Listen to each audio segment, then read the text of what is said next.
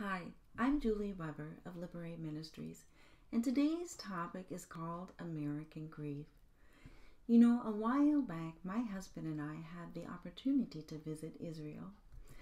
We were trying to plant the 2=1 marriage ministries that we were involved in at the time. And I remember one particular incident when we were visiting a Messianic pastor and his wife for the day. And it was time for them to go perform a funeral for a member in their congregation. So here we are in Israel, observing from the outskirts of the cemetery's fenced-in graveyard a Jewish funeral. I kept thinking, why are we observing this? I ended up getting a vision to start our ministry while we were there. Upon writing our curriculum, I spent time trying to understand and observing how people grieve. Well, three things I observed how people handle their grief. Number one, Americans do not grieve properly. I kept noticing that people try to keep their emotional health in control by not shedding tears. I have attended funerals where people tend to look great, very pulled together. Number two, Christians can become disillusioned with him by not grieving properly. The idea of not outwardly showing emotional grief during their time of loss.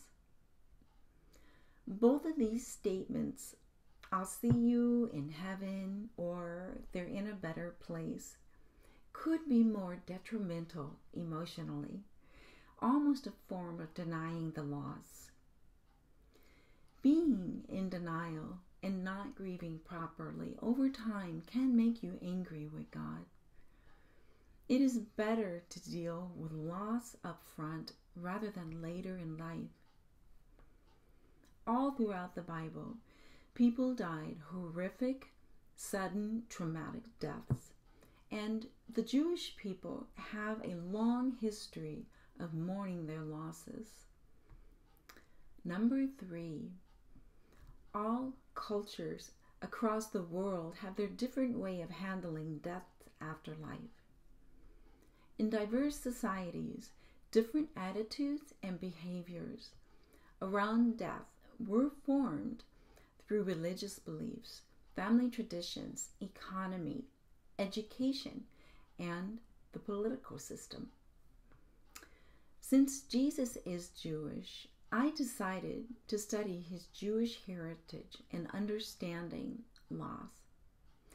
While cited from my Lady Liberty workbook on pages 77 and 78, this is my Lady Liberty workbook,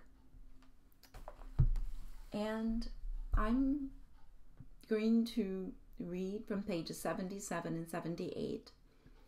The Jews handle grief in a healthy way. Their customs are designed around expressing, not repressing, grief. They wail, they tear their clothes, and for the first few days in a Jewish home, they eat a certain way. They dress a certain way. They light a 7-day candle. They cover up their mirrors and decorative objects in their home to concentrate on their loss and less on their looks and vanity. After 7 days, the synagogue brings a meal of recovery. Grieving time is not a time to replace that which is lost. After a period of no less than 30 days and no more than 1 year, the mourning period ends. From that point on, they do not mourn anymore. It is a healthy process.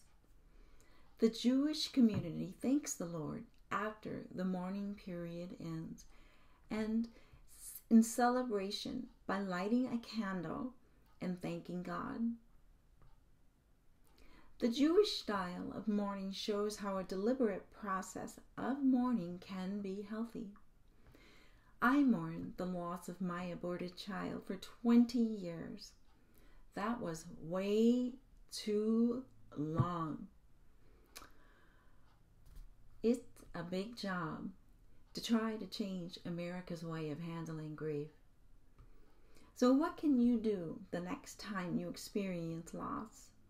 Go to grief support.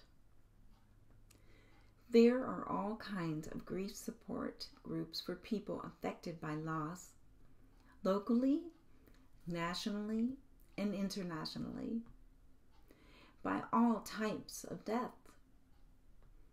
You can search the internet for the grief support that you need in your local area during your time of need.